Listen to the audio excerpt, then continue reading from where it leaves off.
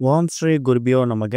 ஓம் ஸ்ரீ மகா பெரியவா சரணம். பிறந்திருக்கக்கூடிய இந்த ஆனி மாதம் முடியறதுக்குள்ள இப்ப நாம சொல்லக்கூடிய இந்த 2 பொருட்களை மூட்டையா கட்டி வீட்ல இந்த இடத்துல வைக்கிறதால காந்தம் போல பணம் வசியமாகும். எல்லா செல்வங்களும் வீடு தேடி வரும். அது என்ன வழிபாட்டு முறைன்னு பார்க்கறதுக்கு முன்னாடி நம்மளோட வீடியோஸை இப்பதான் நீங்க ஃபர்ஸ்ட் டைம் பார்க்குறீங்கன்னா மறக்காம சப்ஸ்கிரைப் பண்ணிக்கோங்க.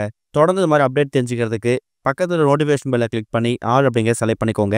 இப்போ என்னென்ன பொருட்களை எப்படி பயன்படுத்தணும் அப்படிங்கிற பத்தி தெளிவா தெரிஞ்சுக்கலாம். வருஷத்துல வரக்கூடிய ஒரு ஆங்கில மாத பிறப்புக்கும் தமிழ் மாத பிறப்புக்கும் மிகவும் சிறப்பு வாய்ந்த சக்தி வாய்ந்த வழிபாட்டு முறைகளும் பரிகார முறைகளும் இருக்கு. ஒரு மாசத்தோட தொடக்கத்துல நாம செய்யக்கூடிய வழிபாடும் பரிகாரமும் அந்த மாதம் முழுக்க நமக்கு எக்கச்சக்கமான பலன்களை ஏற்படுத்துமா. அதுல குறிப்பா பணவரவு அதிகரிக்கணும் அப்படிங்கிறதுக்காக பல பேரு மாதத்தோட முதல் நாள் எக்கச்சக்கமான வழிபாடுகளையும் பரிகாரங்களையும் செய்வாங்க. ஒருவேளை இந்த ஆனி மாதம் பிறந்து சில வழிபாடுகள் செய்ய நீங்க தவற விட்டுட்டீங்க அப்படின்னாலும் கூட பரவாயில்லை. ஆனி மாதம் முடியறதுக்குள்ள இப்ப நாம சொல்லக்கூடிய இந்த ஒரு வழிபாட்டை நீங்க செய்யறது மூலயமா உங்க வீட்டுக்குள்ள தனவசியம் ஏற்படும். ஒருத்தவங்க அவங்க வாழ்க்கையில வெற்றி அடையணும் அப்படின்னா அவங்க செய்யக்கூடிய வேலை சிறப்பா இருக்கணும். இல்லனா அவங்க செய்யக்கூடிய தொழில் சிறப்பா இருக்கணும். வேலையும் தொழிலும் சிறப்பா இருந்துட்டா மட்டும் பத்தாது.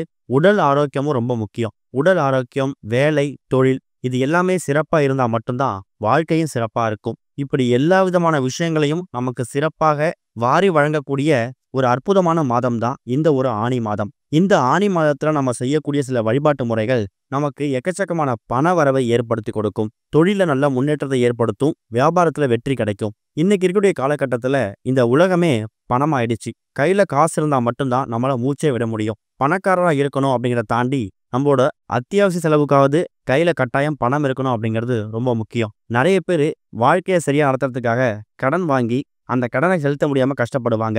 வருமானம் பெருகினா மட்டும்தான் கஷ்டப்படக்கூடிய அந்த கடன்ல இருந்து நம்ம வெளிவர முடியும். இப்படி ஒட்டுமொத்த வேண்டுதல்களுக்கும் அற்புதமான ஒரு வழிபாட்டை தான் நீங்க இப்ப பார்க்க போறீங்க. பிறந்திருக்கக்கூடிய இந்த விசுவாவசு தமிழ் வருடத்துல 3வது மாதமாக வரக்கூடியது இந்த ஆனி மாதம். வைகாசி மாசத்துல எக்கச்சக்கமான விசேஷ தினங்களை விரத தினங்களை கடந்து வந்திருப்பீங்க. ஆனா இந்த ஆனி மாதத்துல பெருசா எந்த விதமான வழிபாட்டு முக்கியத்துவம் கிடையாது. அந்த அளவுக்கு விசேஷ தினங்களும் கிடையாது. இருந்தாலும் நம்மளோட செல்வ செழிப்பை நம்ம முன்னேற்றத்துக்காக இந்த ஆனி மாதத்தை நம்ம பயன்படுத்திக்கலாம். கடவுள்களுக்கு விசேஷம் இல்லாத, கடவுள்களுக்கு பண்டிகை இல்லாத அவங்க ஓய்வு நேரத்தில் இருக்கக்கூடிய இந்த மாதிரி மாதங்கள்ல நீங்க வழிபாட்டுக்கு பரிகாரத்துக்கு முக்கியத்துவம் கொடுத்து பண்ணும்போது அது கடவுள்கிட்ட சீக்கிரமா போய் சேரும். அதுலயும் சில தாந்திரிக விஷயங்களை பண்ணும்போதும் அதுக்கு கிடைக்கக்கூடிய பலன்களும் இரட்டிப்பாகும். இந்த வருஷம் இந்த விசுவாவசு வருடத்துல ஆனி மாதத்துல மொத்தமா 32 நாட்கள் இருக்குது. இந்த 32 நாட்கள்ல வளர்பிறை நாட்களும் வரும், தேய்பிறை நாட்களும் வரும். இப்ப நாம சொல்லக்கூடிய இந்த பரிகாரத்தை நீங்க உங்களுக்கு என்னைக்கு வசதியா இருக்கோ அந்த தினம் நீங்க பண்ணிக்கலாம். அஷ்டமி நவமி மட்டும் இல்லாம மற்ற எந்த ஒரு நாளா இருந்தாலும் நல்ல நேரமா பார்த்து நீங்க இந்த பரிகாரத்தை செய்யலாம். இதுக்கு உங்களுக்கு தேவையான பொருள் மொத்தமா 2 பொருட்கள் தான். இந்த 2 பொருட்களும் நீங்க தினமும் பயன்படுத்தக்கூடிய பொருட்கள் தான். ஏற்கனவே இந்த பொருட்கள் உங்க வீட்டுல இருந்துச்சு, நீங்க பயன்பாட்டுக்கு வச்சிருக்கீங்கன்னா அதையும் இந்த பரிகாரத்துக்கு பயன்படுத்திக்கோங்க. புதுசா வாங்கக்கூடிய கட்டாயம் கிடையாது. அதுல முதல் முக்கியமான பொருள், கட்டாயம் இருக்க வேண்டிய பொருள் வெந்தயம். வெந்தயம் அப்படிங்கிறது நம்ம சமையலுக்கு பயன்படுத்தக்கூடிய ஒரு பொருளா இருந்தாலும் வெந்தயம் ஒரு வசிய பொருள். வெந்தயத்தை நல்லா ஊற வச்சு அரைச்சிங்கன்னா அது ஒரு பசை மாதிரி தயாராகும். அந்த பசைய நீங்க எங்க ஒட்டினாலும் அது இறுக பிடிச்சுக்குமா. அந்த அளவுக்கு காந்த போல பிடிக்கக்கூடிய தன்மை இந்த வெந்தயத்துக்கு இருக்கு. இன்னொரு பொருள் பட்டை. பட்டை அப்படிங்கிறது ஏலக்காய், கிராம்பு, பச்சை கற்பூரம் மாதிரியே மகாலட்சுமி தாயார் வாசம் செய்யக்கூடிய ஒரு பொருள் இந்த பட்டை. சமையலுக்கு பயன்படுத்தக்கூடிய பொருள். வாசனை மிகுந்த எல்லா பொருட்கள்லையும் மகாலட்சுமி வாசம் இருக்குன்னு சொல்லியிருந்தோம். அதுல இந்த பட்டையும் விதிவிலக்கு கிடையாது. இப்ப இந்த 2 பொருட்களை தான் நீங்க ஒரு மூட்டையா தயார் செய்ய போறீங்க. இந்த தயார் செய்யக்கூடிய மூட்டைய நீங்க எந்த நேரத்தை தயார் செய்ய போறீங்க அப்படிங்கிறத நீங்களே முடிவு பண்ணிக்கோங்க. ஆனி மாதத்துல இப்ப நாம 2-3 தேதிகள் மட்டும்தான் கடந்து வந்திருப்போம். மீதி நமக்கு என்ன ஒரு 20 தேதிக்கு மேல இருக்கு. ஆனி 32 தேதி வரைக்கும் இருக்கிறதால என்றைக்காவது ஒரு நாள் நல்ல நாளா பார்த்து கூட இந்த பரிகாரத்தை செஞ்சுக்கலாம். பூஜையில விளக்கேற்றி வச்சுட்டு நீங்க மாலை நேரத்தில் செஞ்சாலும் சரி, காலை நேரத்தில் செஞ்சாலும் சரி, இந்த பரிகாரத்தை செய்ய போறதுக்கு முன்னாடி வீட்டோட பூஜையில விளக்கேற்றி வச்சுட்டு வழிபாடு நடத்திடுங்க. அதுக்கப்புறம் சின்னதா கிண்ணத்துல இல்ல ஒரு அகல் விளக்குல கொஞ்சமா வெந்தயத்தையும் அது கூட அது மேல இப்ப நீங்க வீடியோல பாக்குற மாதிரி ஒரே ஒரு பட்டையும் எடுத்து வச்சுட்டு உங்களோட குல தெய்வத்தை, இஷ்ட தெய்வத்தை, அன்றைய தினம் என்ன கடவுள், இப்ப உதாரணத்துக்கு திங்கட்கிழமைனா அது சிவபெருமானுக்கு உகந்தது, செவ்வாய்னா முருகன், இப்படி அந்தந்த கிழமைக்கேற்ற ஒரு கடவுள் இருக்கும். நீங்க எந்த கிழமையில இந்த பரிகாரத்தை செய்ய போறீங்களோ அந்த கிழமைக்குரிய கடவுளையும் மனசார வேண்டிக்கோங்க. அதுக்கப்புறமா மகாலட்சுமி தாயாரையும் மனசார வேண்டிக்கிட்டு எங்க வீட்டுக்குள்ள பணம் வசியமாகணும், செல்வம் காந்தம் போல வசியமாகணும்னு ஒரு 3 முறை சொல்லுங்க.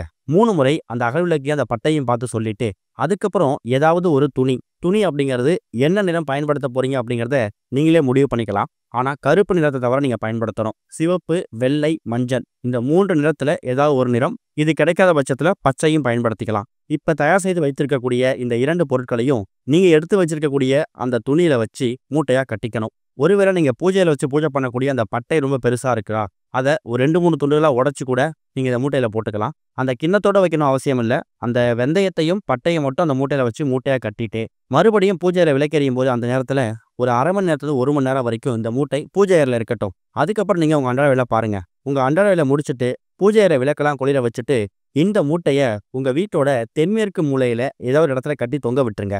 தென்மேற்கு மூலை அப்படிங்கிறது ஒரு வீட்ல பொதுவா குபேர மூலைன்னு சொல்லுவாங்க. இங்கதான் பணப்புழக்கம் அதிகமா இருக்கக்கூடிய இடம்னு சொல்லுவாங்க. காரணம் அங்கதான் நம்ம பீரோ லாக்கர்லாம் வச்சிருப்போம். இந்த இடத்துல வைக்கக்கூடிய எல்லா பொருட்களும் பன்மடங்கு பெருகுமா. உதாரணத்துக்கு தென்மேற்கு மூலையில ஏதாவது ஒரு பொருள் வச்சிருக்கீங்கன்னா அந்த பொருள் மேல கூட வச்சு தொங்க விட்டுறலாம். ஆனி மாதம் முடியறதுக்குள்ள என்றைக்காவது ஒரு நாள் ஒரு 10 நிமிஷம் செலவு பண்ணி உங்க வீட்டில் இருக்கக்கூடிய பொருட்களை பயன்படுத்தி பண்ணக்கூடிய இந்த ஒரு பரிகாரம் காந்தம் போல பணத்தை ஈர்த்து கொடுக்கும். ஏன்னா அதுல வைத்திருக்கக்கூடிய அந்த பொருட்கள் இருக்குல்ல, அந்த வெந்தயம்ங்கிறது ஒரு காந்த பொருள், வசிய பொருள், இறுக பிடிச்சக்கூடிய ஒரு பொருள்.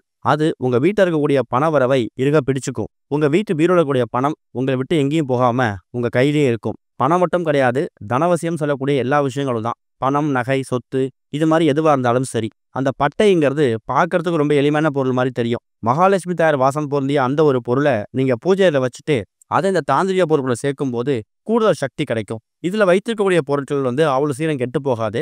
3 மாசத்துக்கு ஒரு முறை மட்டும் என்றைக்காவது ஒரு நாள் அந்த மூட்டையை பிரிச்சு பார்த்துட்டு அதுல இருக்கக்கூடிய பொருட்களை தண்ணியில விட்டுட்டு மறுபடியும் வெந்தயத்தையும் அந்த ஒரே ஒரு துண்டு பட்டையையும் இதே மாதிரி தயார் செய்து எங்க எடுத்தீங்களோ அதே இடத்துல கொண்டு போய் வச்சிடுங்க. வெள்ளி மற்றும் செவ்வாய்கள்ல இதுக்கு தூப தீபம் போடுங்க. சுத்தபத்தம் இல்லாம இதை தொடுறதை தவிர்க்கிறது நல்லது. ரொம்ப ஆடம்பரமான வாழ்க்கை வாழணும், ரொம்ப பணக்கார வாழ்க்கை வாழணும் அப்படிங்கிறத தாண்டி உங்ககிட்ட இருக்கக்கூடிய எல்லா விஷயங்களும் உங்க கையை விட்டு போகாம இருக்க காந்தம் போல உங்க கூடயே இருக்கணும். 100 ரூபாய் சம்பாதிச்சாலும் அந்த 100 ரூபாய் சம்பளம் அப்படிங்கிறது எங்க கூடவே இருக்கணும் அப்படிங்கிற ஒரு ஞாபகம் இருக்கும்ல. அப்படிப்பட்ட விஷயங்களுக்காக தாராளமா இந்த பரிகாரத்தை செய்யலாம். லட்ச லட்சமா கோடி கோடியா பணக்காரராகலாம் அப்படிங்கிறத தாண்டி இருக்கக்கூடிய வாழ்க்கை நிலையான வாழ்க்கையா மாறும். ஆனி மாதம் அப்படிங்கிறத முன்னாடியே சொன்ன மாதிரி அந்த அளவுக்கு பெருசா தெய்வீக வழிபாட்டுக்கு நம்ம முக்கியத்துவம் கொடுக்க மாட்டோம். எல்லா மாதங்கள் மாதிரியும் இதை நம்ம கடந்து போயிடுவோம். ஆடி மாசத்துல எக்கச்சக்கமான விசேஷங்கள் வரும். அப்படி ஆடி மாசத்துல அடியெடுத்து வைக்கிறதுக்கு முன்னாடி வரக்கூடிய இந்த ஆனி மாசத்துல என்றைக்காவது ஒரு நாள் இந்த பரிகாரத்தை செய்யுங்க.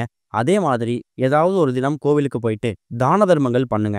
எந்த கிழமையில பண்றீங்களோ அந்த கிழமைக்கு ஏற்ற மாதிரி தானங்கள் பண்ணலாம். இப்ப புதன்கிழமை பண்றீங்கன்னா புதன்கிழமை பச்சை பயிறு உகந்தது, பச்சை பயிரை தானமா கொடுக்கலாம். வியாழக்கிழமைனா கொண்டை கடலை. கஷ்டப்படக்கூடிய ஏழை எளிய மக்களுக்கு அந்த பொருட்களை வாங்கி கொடுங்க. கூடவே இந்த ஆனி மாதத்திலையும் இறை வழிபாட்டை மேற்கொண்டுட்டு அது கூட இந்த பரிகாரத்தை செய்யுங்க. கட்டாயம் நல்ல முன்னேற்றம் ஏற்படும். ஓம் ஸ்ரீ குருபியோ நமக. ஓம் ஸ்ரீ மகா பெரியவா சரணம்.